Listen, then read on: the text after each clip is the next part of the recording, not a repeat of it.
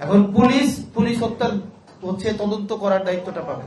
অর্থাৎ আমাদের গ্রামের ভাষায় এটা কথা বলে আমরা বিড়ালকে দিচ্ছি মাছের নিরাপত্তার দায়িত্ব, মানে শুটকির পাহারা দিচ্ছে বিড়ালকে। আমাদের সালাউদ্দিন সাহেবকে তখন বিরোধিতা করতো। আমি তাত্ত্বিক জায়গা থেকে আমি এখানে টিচ করতে আসি নাই। মানে একজনকে খুঁজে পাওয়া যাইতো যে হাসিনাকে বলতো যে না আমরা এটাকে মানি না।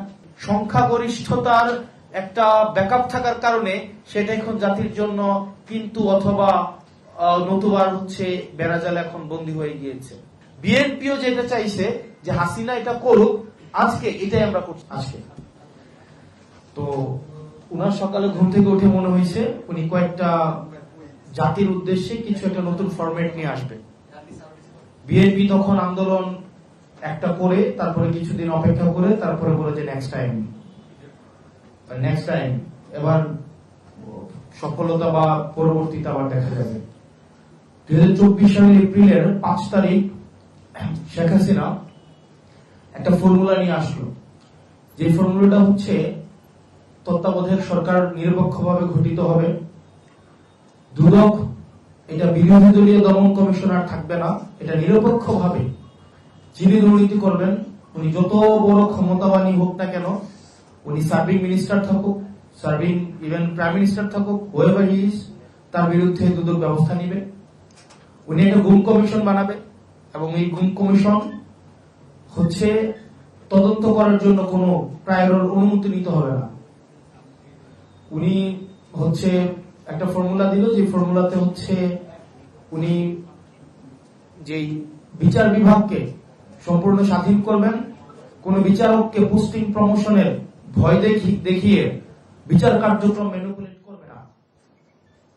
আজকে কয় তারিখ? 2024 সালের এপ্রিল মাসের 5 তারিখ এই প্রস্তাবটা আমরা হাসিনা ফর এক্সাম্পল দিয়েছে।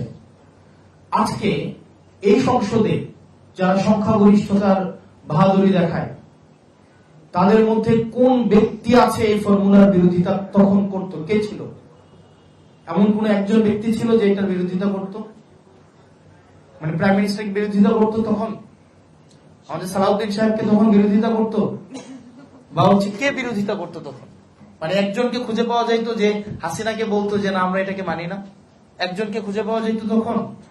মানে আমরা যদি ওই সিচুয়েশনে যাই তাহলে 2024 সালের এপ্রিল মাসের 5 তারিখ এই সংসদে এমন একজনকে খুঁজে পাওয়া যাইতো যে তখন বলতো যে না আমরা এই হিউম্যান রাইটস কমিশন চাই না, আমরা একটা হিউম্যান রাইটস কমিশন চাই, এটা মন্ত্রণালয়ের অধীনে থাকবে, অর্থাৎ তৎকালীন সময় আসাদুজ্জামান খান কামালের অধীনে থাকবে। তখন কি কোন এই যে বিএনপির কোন এমপি কথা বলতো না? তখন কি দুদকের বলতো যে না দুদককে যদি আমরা প্যারালাল একটা সরকার বানাই ফেলি তাইলে কেমনে হবে, দুদককে অবশ্যই একটা মিনিস্ট্রির আন্ডারে রাখা লাগবে? তখন কে কথা কেউ বলতো? তখন কেউ বলতো না। তার মানে সিজন এবং কি চেয়ার পরিবর্তনের সাথে সাথে আমাদের মেন্টাল আমাদের মেন্টালিটি চেঞ্জ হয়ে গেছে। আমাদের গভর্নমেন্টের 2024 সালে এপ্রিল মাসে যে জিনিসটা জাতির জন্য প্রয়োগযোগ্য বাস্তবায়নযোগ্য সেটা 2026 সালে সংখ্যাগরিষ্ঠতার একটা ব্যাকআপ থাকার কারণে সেটা এখন জাতির জন্য কিন্তু অথবা নতুবা বেড়াজালে এখন বন্দী হয়ে গিয়েছে। এই যে একটা গণবিদ্বেষী গণবিরোধী যে একটা অবস্থান নেওয়া, এই মানে যারা রাস্তায় নেমে আসছিল 2024 সালের জুলাইতে, তারা কিন্তু আমি এমপি হবে আমাকে এমপি বানাইতে রাস্তায় নেমে আসে নাই, কাউকে প্রধানমন্ত্রী বানাইতে রাস্তায় নেমে আসে নাই, কাউকে লন্ডন থেকে ভারত থেকে এনে বিভিন্ন পদ পদবিতে বসাইতে রাস্তায় নেমে আসে নাই, ডক্টর মোহাম্মদ ইউনূসকে এখানে ইন্টারিম গভর্নমেন্টের প্রধান বানাইতে রাস্তায় নেমে আসে নাই। তারা জাস্ট এই রাষ্ট্র কাঠামোর একদম খলমঞ্চে পাল্টাইতে রাস্তায় নেমে আসছে, সিম্পল। কিন্তু আজকে নির্বাচনের পরে আমরা এইটা পুরো সিস্টেমের বিরুদ্ধে একটা অবস্থান দিলাম।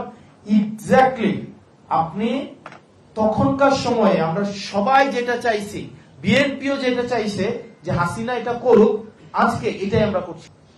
আমরা একটা হিউম্যান রাইটস কমিশন বানাইতেছি এখন, এটা মন্ত্রণালয়ের অধীনে থাকবে।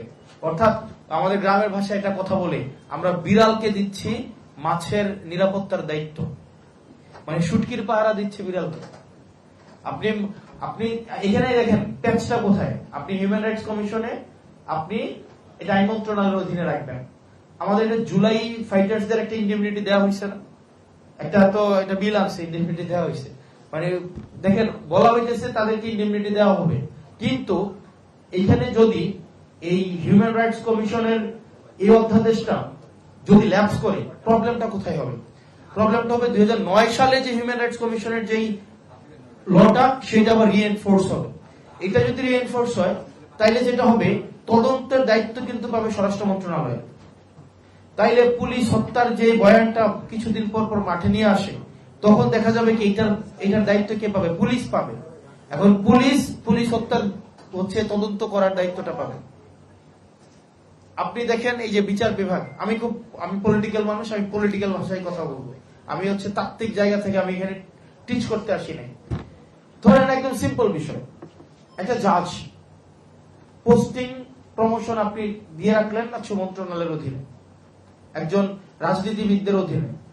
জাজমেন্ট পছন্দ হয় নাই, তাকে বান্দরবান পাঠাই দাও। জাজমেন্ট পছন্দ হয় নাই, তাকে খাগড়াছড়ি পাঠাই দাও। জাজমেন্ট পছন্দ হয় নাই, তাকে পটুয়াখালী, বিভিন্ন জায়গায়। এই যে স্থানান্তরের এই দায়িত্বটা যখন একজন রাজনীতিবিদদের কাছে থাকে, তখন জাজমেন্ট যারা দেয়, যে জাজরা, এই ভয়টা কিন্তু একটা ক্যাটালিস্ট হিসেবে কাজ করে।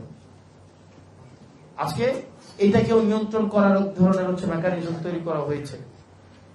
এখন সমস্যা হয়েছে, আমরা ক্ষমতায় থাকলে, ক্ষমতায় আসলে আমরা যেই কালাকানুন, বিএনপির 31 দফার মধ্যে আছে কি সংস্কার পরিষদ গঠন করা হবে। গতকাল বলা হইতেছে যে সংবিধান সংশোধন হয়, সংবিধান রহিত হয়, বাতিল হয়, কিন্তু সংবিধান সংস্কার হয় না। সংবিধান তখনই সংস্কার হয় যখন বিরোধী দলে থাকা যায়, অথবা যখন রাস্তার মধ্যে নামা যায় না, যখন বিদেশে পালাই থাকতে হয়, তখন অবশ্য সংবিধান সংস্কার করা যায়। কিন্তু যখন সংখ্যাগরিষ্ঠ নিয়ে আমরা আবার সংসদে আসবো, তখন আবার সংস্কার করা যায় না। দুদকের স্বাধীনতা আমার তখনই লাগবে যখন আমি বিরোধী দলে থাকবো। হিউম্যান রাইটস কমিশনের স্বাধীনতা আমার তখনই লাগবে যখন আমি বিরোধী দলে থাকবো। আমি সরকারের দলে আসলে আবার অবশ্যই এটা লাগবে না। মানে এই যে মনস্তত্ত্ব নিয়ে আমরা আবার কোন অন্ধকারের দিকে যাচ্ছি, এটা একটা অন্ধকারের দিকের যাত্রা। এবং আমার আমি যেটা আমার ইনফার করি যেটা, সেটা যে এই সিদ্ধান্তটা এটা ইজ কামিং ফ্রম সামহার এলস।